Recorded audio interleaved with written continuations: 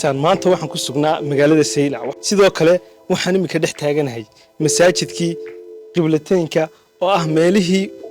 geeska Afrika marka la joogo wadankan xitaa maaha geeska Afrika marka joogo diinta islaamka laga soo gaarsiiyay iyo aasaartii qadiimiga ahayd oo halkan uu masaajidkani koow ka yahay isla markaana uu yahay masaajidkii qiblateynka qibladaasi waa markii Baytul Maqdiska loo tukan jiray tan kalena waa markii kabcada loo soo wareegay taasi waxay ku tusinaysaa in diinta islaamka meelihii dalka iyo geeska Afrika ay ka soo gashay ay magaalada Saylac ay koow ka ahayd isla markaana raadadkii asxaabtu ay halkan ka sii muuqdaan wali daawasho wanaagsan muuqaalka subscribe saara like gareeya share gareeya meel fog gaarsiiya ku soo dhawaada maan leenahay dhammaan daawadayaasha daafaha dunida joogow magaalada Saylac ee faca weyn ee taariikhda weyn nugula baashaar dhulkii hooyo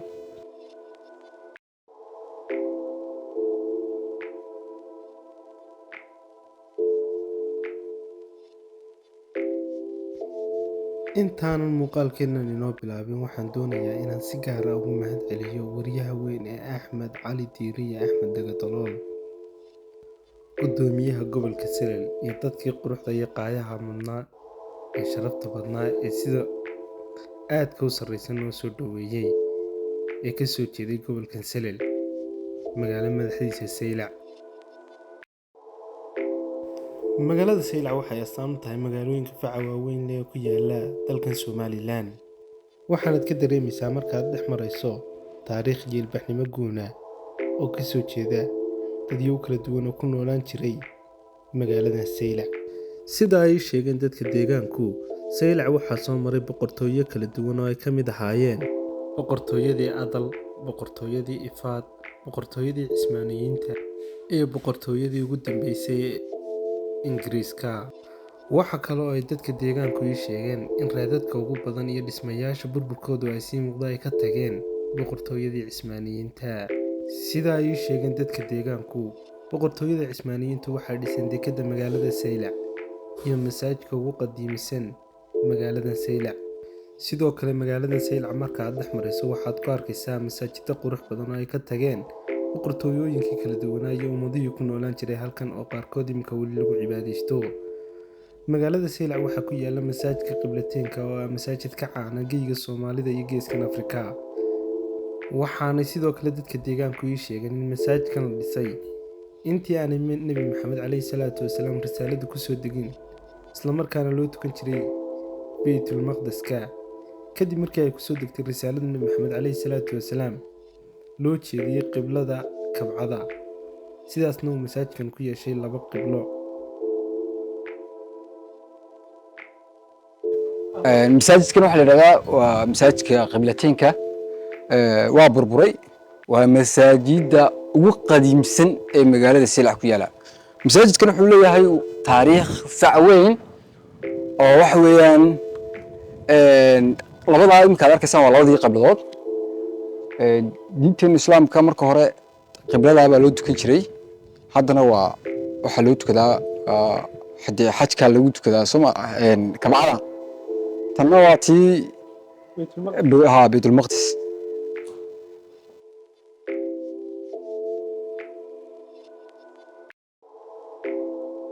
waxyaabaha kale ee halkan markaad joogto ku soo jiidanaya waxaa ka mid ah dhagaxaanta ay dhismayaasha ku dhisan jireen boqortooyooyinkii halkan ka talin jiray oo ay ka soo saari jireen badda hoosteeda waana kan Cali Axmed Diiriye Cali Dagalaab oo arrinkaasi iga waramaya waxa laga soo saaraa badda hoosteeda sidaanu ku hayno noo sheegeen dadkii naga waaweynaaye magaalada Saylac ku nool horta wadanka ma yaalaba dhagaxan kuma arkaysid waxyaabo cadeynaya inay runtahay in badda gudaheeda laga soo saaray dhagaxan uu baxaa sida geedaha u baxaan dhagax baxa weeyaan badda hoosteeda ka baxaa meel kale lagama helo dhagaxani waa dhagaxa guryahan ay ka samaysan yihiin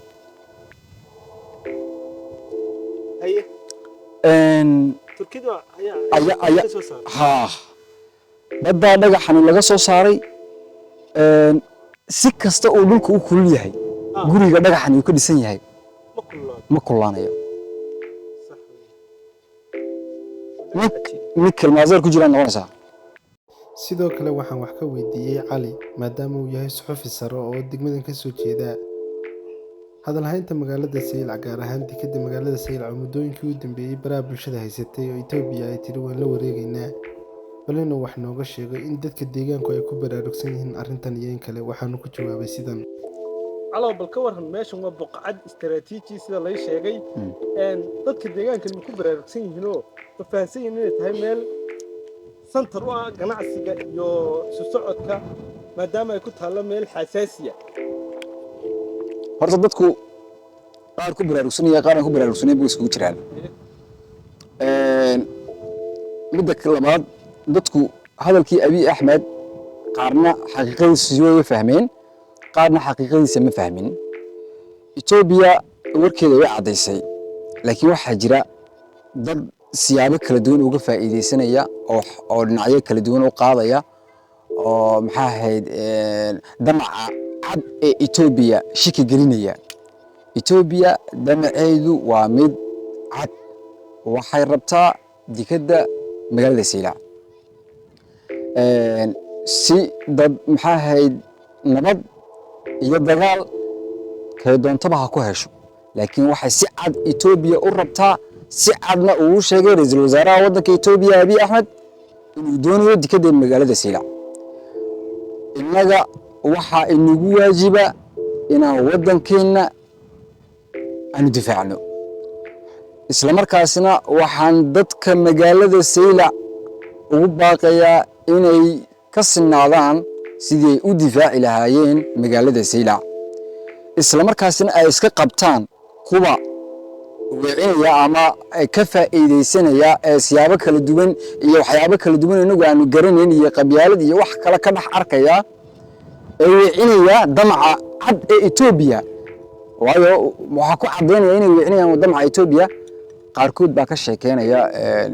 Itoobiya nagama qaadan kartay waxay doonaysaa oo kaliya inay investment ku samayso ama ay ka faa'iideysato dekedeenu bay rabtaa aan ka faa'iideysano maya Itoobiya damaceedu cad yahay muxuu ahaa nin xoolahaaga raba amaan ahaan igu sii hay ma oran kartaa waa maya seed loo oran karaa Itoobiya aanu ka faa'iideysano oo ka kareeno dekedda Saylac qof waxaaga damacsan oo amaan ahaan igu sii hay seed oran kartaa war dadnimada waxaas dadnimo ma aha waxaan leeyahay aanu simida uga soo wada jeesano sidaynu difaaci lahayn Itoobiya uga difaaci lahayn damaca ay ku doonayso dekedda magaalada Saylac ama santiin khayraadka badda ee magaalada Saylac ayaa isaguna mid yihiin sida uu sheegay ninkan oo kamid ah dadka soo jilaabta kalluunka عليكم السلام عليكم السلام ورحمة الله بدت وبركاته كتير ها ما حد صوت دبتي kalluunka waxa soo dabto ها waxa weeyaan waa kii kalluunku cunay ها kalluunka lagu soo dabayay weeyaan هي isagoo waaweyn gambaas baa la yiraahdaa aad ba qaali weeyaan هي maraakiibta iyo dooyaha gura kolkolo uu soo baxana waan aragnaa هي marka waka marka intan imsa laga siisanaya intani ها ilaa $80 meelaha $8 baan inta siinaysa waa hawan sinaha marka suuq mu helaysaa ku iibiso inta badan imka diyaar uma yihiin waa imka waxaan doonayaa inaan ku soo jilaabto kalluun baan ku soo qabsanaya imka laakiin haddaan iibis raado qiimihiisu waa saas marka ka soo qabsanaysa ilaa inta laga siisanaya waxaan Djibouti keeyay intaan ku sheegay laga saraya $8 lacag fiican normal kaaga wad keenaysaa way ha waa maxay waxani qooqa baa la yiraahdaa haye waxyaabaha badda laga helo ugu qaalisan ee ugu faa'iido badan leh weeyaan ma kalluun baa markaa maya kalluun ma aha laakiin qooqa baa la yiraahdaa magaciisa waa qaali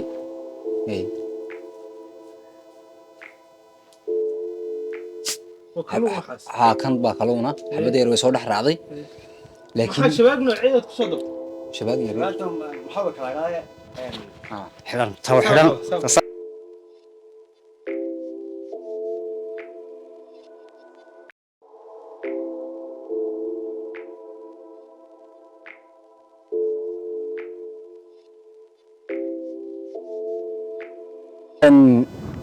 masaajidkan waxa la yiraahdaa Sheekh Ibrahim Zeyli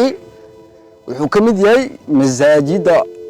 ugu faca weyn ee ugu taariikhda weyn leh ee ku yaala magaalada Saylac ومساجد تاريخ ذي سهل كان عن كسو كوبي كريني ومساجد حتى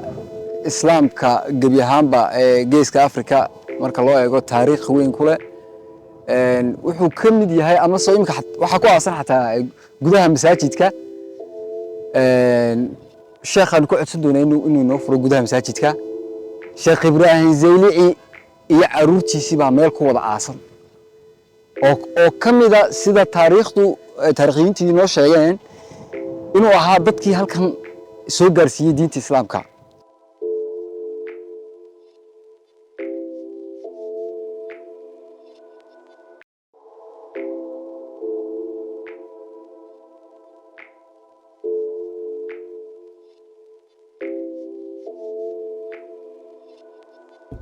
والوربحين halkan iga yarasi kalluumo halkan waxa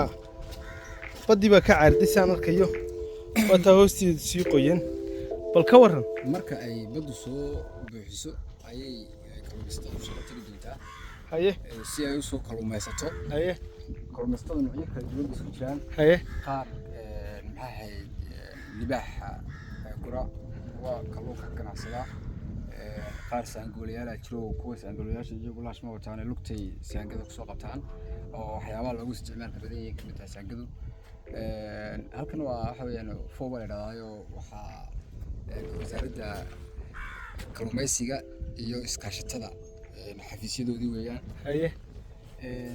kalluunka degmada Saylac kalluumaysatada magaalada Saylac iyo guud ahaan xeebahanba waxyaabaha culayska ku keenay badan waxa kamid ah suuq weyn haysan Somaliland ma jirto ganacsato maalgelisa kalluumaysatada